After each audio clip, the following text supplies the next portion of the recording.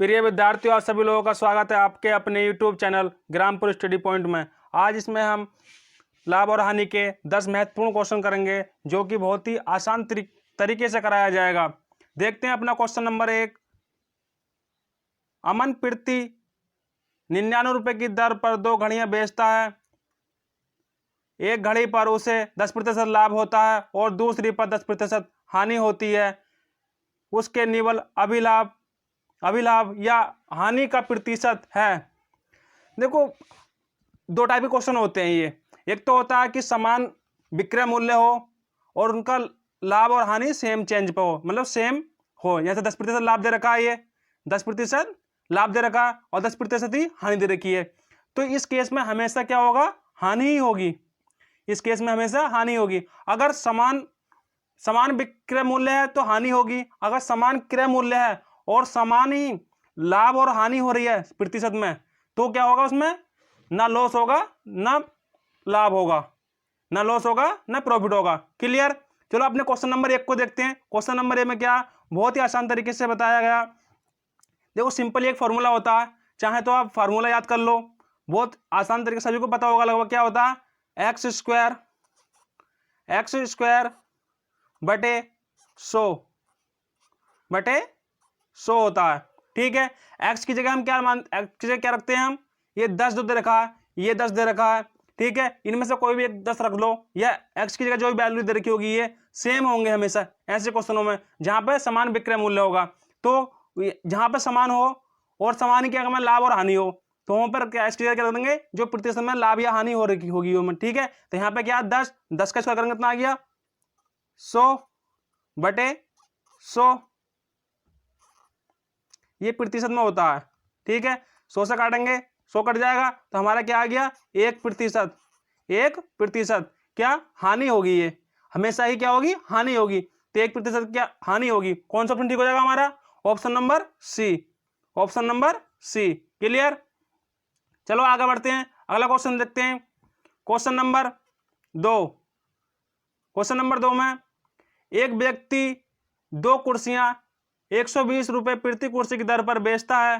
तदनुसार एक कुर्सी पर 25% लाभ कमाता है और दूसरी पर 25% हानि उठाता है। इस प्रकार उस व्यक्ति की कुल हानि कितने रुपए की है? ठीक है, देखो, सेम विक्रय मूल्य है और सेम ही प्रॉफिट है और सेम ही हानि है। क्लियर? तो क्या करेंगे? वही फॉर्मूला लगा देंगे हम। या इसमें पूछा हमें कितने रुपए की पूछा हमसे, तो इसके लिए देखो क्या करना है। सिंपल तरीका देखो, मैंने बताया था फॉर्मूला प्रतिशत पूछता है तो फॉर्मूला लगाते हैं, लेकिन इसका बेसिक तरीका क्या होता है? इसका बेसिक तरीका होता है कि जैसे ये 25% की लाभ हो रहा है, एक कुर्सी पर 25% का लाभ हो रहा है, तो 25% की फ्रैक्शन वैल्यू क्या होती है? 1/4। देखो क्या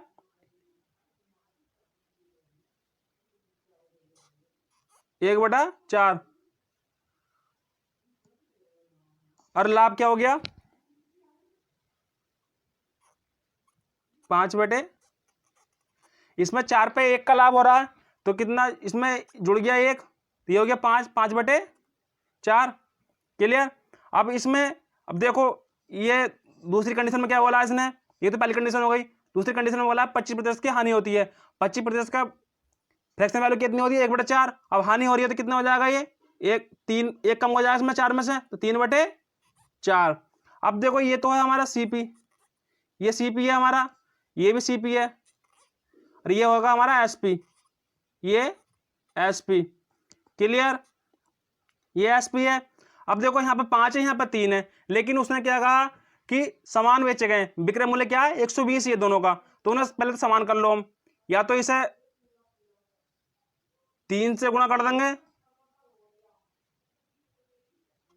गुणा इसे कर देंगे 5 से।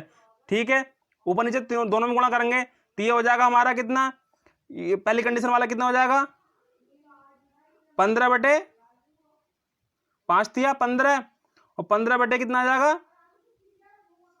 4 दिया 12, 4 दिया 12। क्लियर? अब इसमें करेंगे 5 से गुणा, तो ये कितना हो जाएगा? 5 दिया 15 और 5 चौक 20। क्लियर, ये 20 है। अब देखो विक्रय मूल्य ये है हमारा और विक्रय मूल्य ये है, समान हो गए। क्लियर, ये कितना था हमारा, 4 था, 12 था,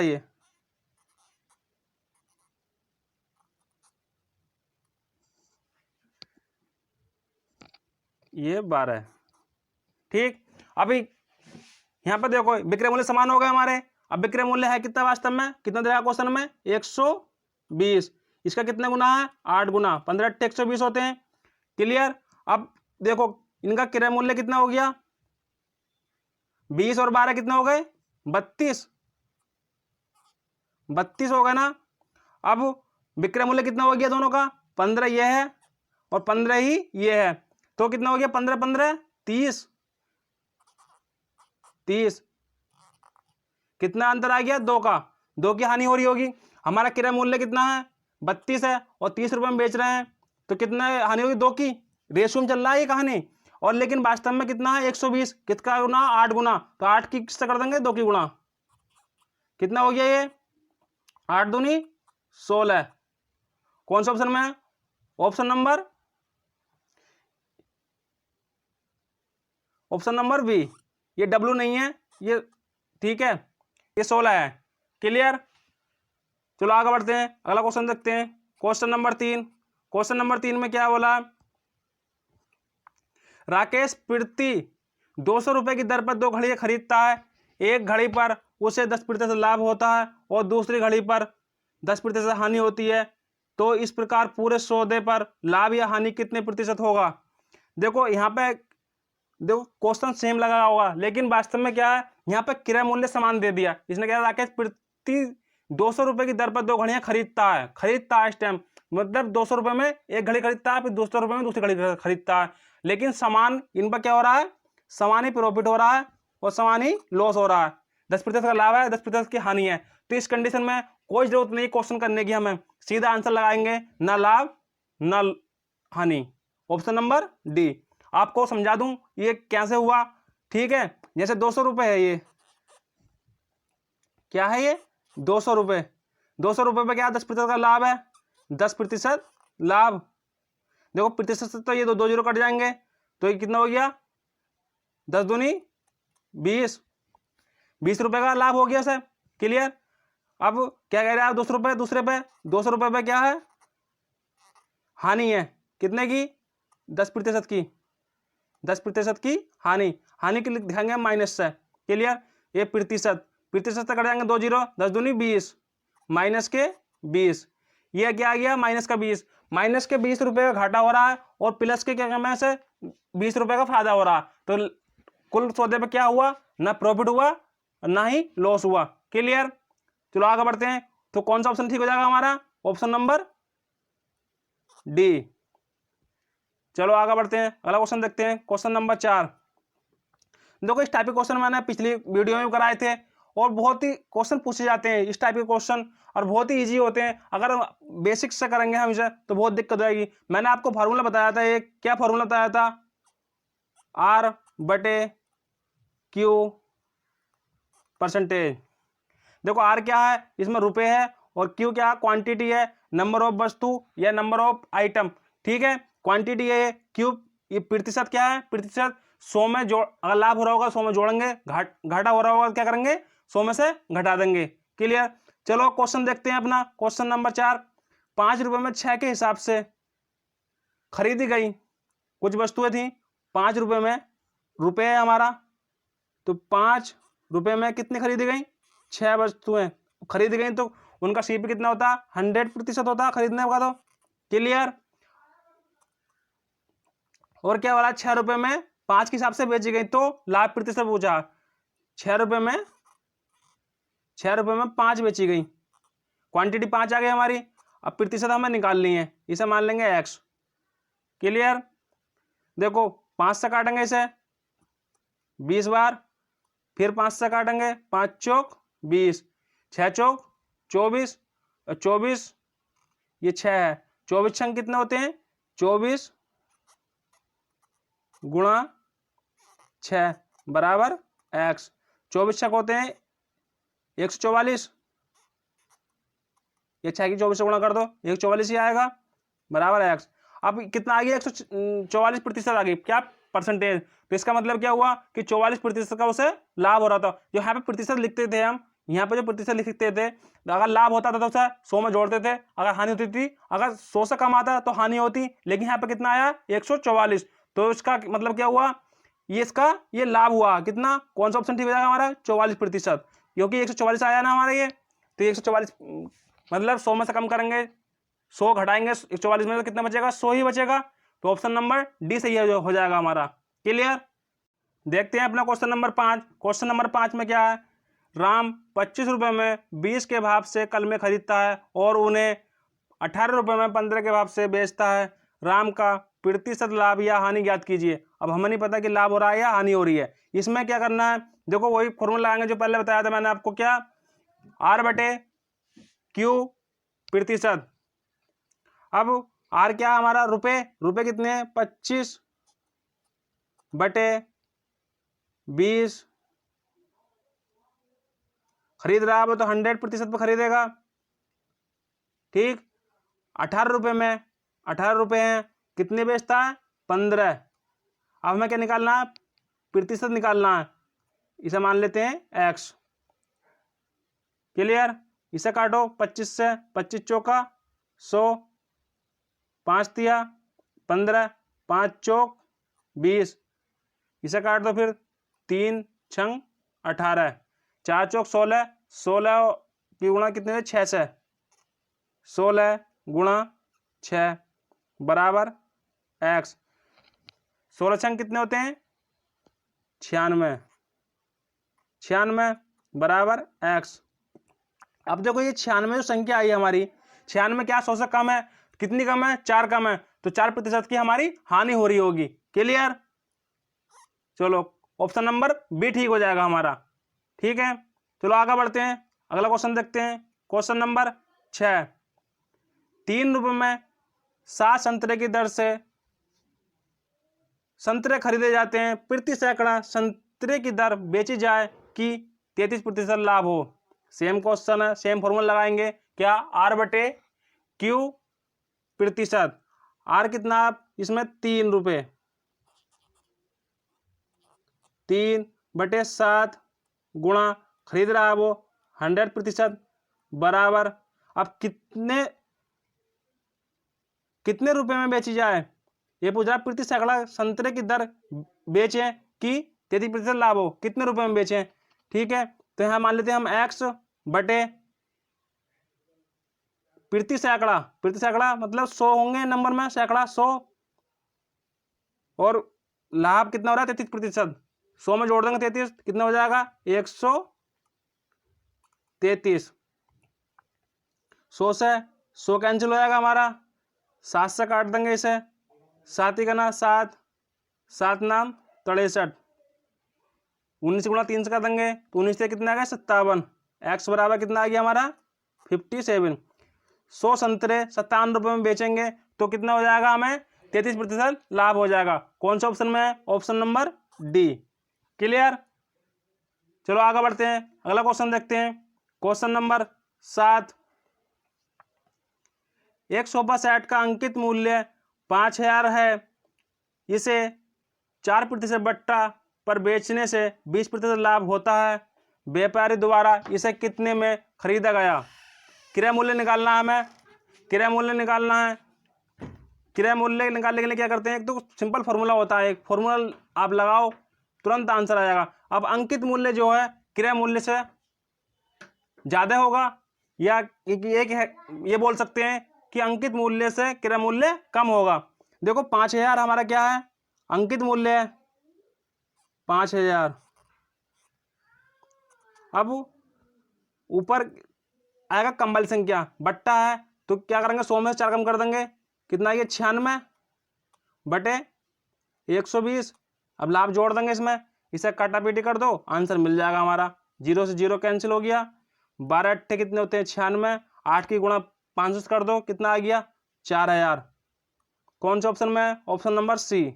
अब देखो आपको लगा होगा पता नहीं क्या बता दिया, ये क्या कर दिया, कुछ नहीं करा। एक फॉर्मूला होता है वो आप याद कर सकते हैं, या आप सिंपल सोच सकते हैं कि अंकित मूल्य जो है क्रय मूल्य से ज़्यादा होगा या क्रय मूल्य अंकित मूल्य से कम होगा, तो कम वाली वस्तु ऊपर रखते हैं और नीचे वाला नीचे ज़्यादा रखते हैं। मतलब बट्टा जो होता है 100 में से कम कर लिखेंगे और लाभ जो है 100 में जोड़ के लिखेंगे।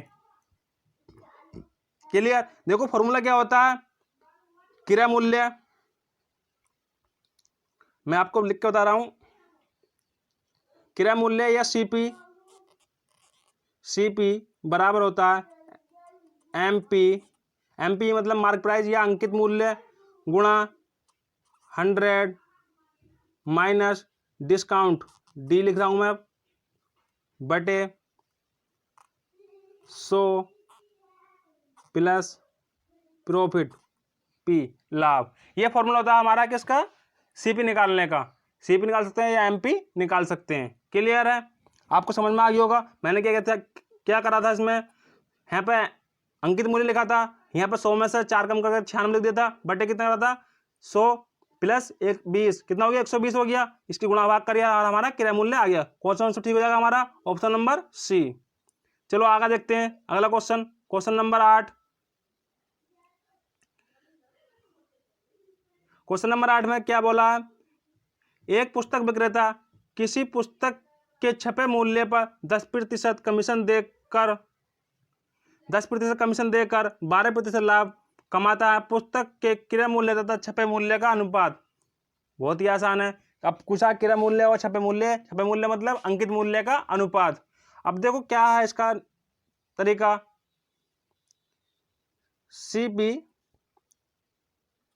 सीपी अनुपात एमपी, ये है। इसका फॉर्मूला होता है 100 माइनस डी अनुपात 100 प्लस प्रॉफिट। क्लियर? ये प्रॉफिट है, 12 नहीं है प्रॉफिट है ये। क्लियर? अब देखो कमीशन कितने की है, डिस्काउंट कितने का दे रहा है 10% का। 100 में 10 कम करेंगे हम कितना आ गया 90। 100 में से लाभ कितने हो रहा है 12 का, 12 जोड़ेंगे कितना आ गया 112। अब इसे काट सकते हैं हम 2 से और सोल्व कर लो, अनुपात निकालना है हमें, तो ये कितने बार आएगा 45। इसे काटेंगे 2 से कितना आ जाएगा 56। कौन सा ऑप्शन ठीक हो जाएगा हमारा 45 अनुपात 56। किसका, सीपी और एमपी का अनुपात। सीपी क्रय मूल्य और एमपी अंकित मूल्य या छपा मूल्य। कौन सा ऑप्शन ठीक हो जाएगा हमारा, ऑप्शन नंबर बी। क्लियर? चलो आगे बढ़ते हैं, अगला क्वेश्चन देखते हैं, क्वेश्चन नंबर 9। एक दुकानदार अपनी वस्तुओं पर इस प्रकार मूल्य अंकित करता है कि उसे 35% लाभ हो, परंतु नगद देने पर वह 10% बट्टा देता है। उसका लाभ प्रतिशत कितना है। कोई दुकानदार है अपनी वस्तुओं पर मतलब इस प्रकार मूल्य लिखता है कि इसका 35% लाभ हो, परंतु वह नगद अगर कोई लेता है तो 10% का बट्टा देता है, तो उसका क्या बुझा लाभ प्रतिशत बताइए। अब देखो मान लो कि सीपी हमारा कितना था, उसका लागत मूल्य कितना है 100 है, उसका 10% 35% क्या हो रहा है लाभ हो रहा है 35% लाभ कितना हो जाएगा हमारा, क्या हो जाएगा ये एसपी कितने का 135 का, या बोल सकते हैं इसे हम मार्क प्राइस। अब वो क्या कर रहा है 10% बट्टा देता है। अब मार्क प्राइस पर बट्टा देगा, बट्टा दिया जाता है अंकित मूल्य पर दिया जाता है। क्लियर? अगर 10% है 10% का बट्टा दे रहे हैं तो कितना हो जाएगा फ्रैक्शन वैल्यू 1/10 और 1 कम करेंगे तो कितना हो जाएगा 9/10। इसकी गुणा कर देंगे हम किससे, इसमें 9/10। जो हमारा मार्क प्राइस है वो एसपी से ज़्यादा होगा, या कह सकते हैं कि जो हमारा अंकित मूल्य है या छपा मूल्य है वो एसपी से ज़्यादा ही होगा। क्लियर? अब देखो इसे काट सकते हैं या गुणा कर दो 9 की 135 से, तो 5 नाम 45 3 नाम 27, 27 और 4 31, हासिल 3, 9 के 9 और 3 12, 10 से भाग जा रही है तो दशमलव यहाँ पर लग जाएगा हमारा। ये हमारा क्या आ गया, ये आ गया हमारा क्या, SP। ये SP आ गया हमारा, ये मार्क प्राइस है। तो हम क्या निकालना, लाभ प्रतिशत निकालना। 100 में कोई वस्तु खरीदी थी हमें, बेच कितने में रहे हैं, 121.5 में, तो सीधा सीधा लाभ दिखाई दे रहा है हमें कितने का, 21.5%। कौन सा ऑप्शन में है, ऑप्शन नंबर बी। क्लियर। चलो आगे बढ़ते हैं, अगला क्वेश्चन देखते हैं। Question number 10। एक बिजली के प्रेस का अंकित मूल्य 690 रुपये है। दुकानदार इस पर 10% का बट्टा देकर 8% लाभ कमाना चाहता है। यदि बट्टा ना दिया जाए तो लाभ कितना होगा। अब किसी प्रेस का मूल्य, अंकित मूल्य कितना, 690 रुपये, इस पर 10% का बट्टा देता है और लाभ कितना कमाता है, 8% का। अब वो बोल रहा है कि अगर बट्टा ना दूं तो मैं लाभ कितना कमाऊंगा। देखो यहाँ पे क्या निकाल सकते हैं हम, क्रय मूल्य निकाल सकते हैं, सीपी निकालते हैं पहले। सीपी बराबर 690 अंकित मूल्य हमारा गुणा 10% का बट्टा, 10 कम कर देंगे इसमें से 100 में से, ये हो जाएगा 90 और 8% का लाभ कमाता है तो 108।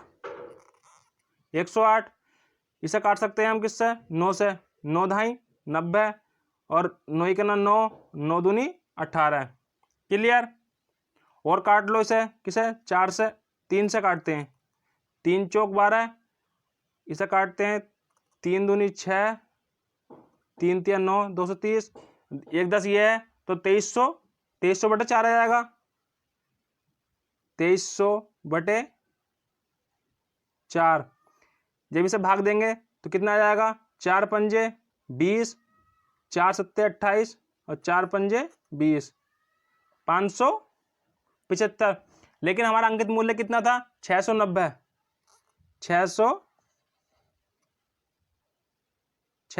था। और हमारा SP कितने का आ गया हमारा, वो CP कितना आया हमारा, 575। अब इसे घटा देंगे, कितना आ गया, 5 1 115 रुपए का लाभ हो रहा है।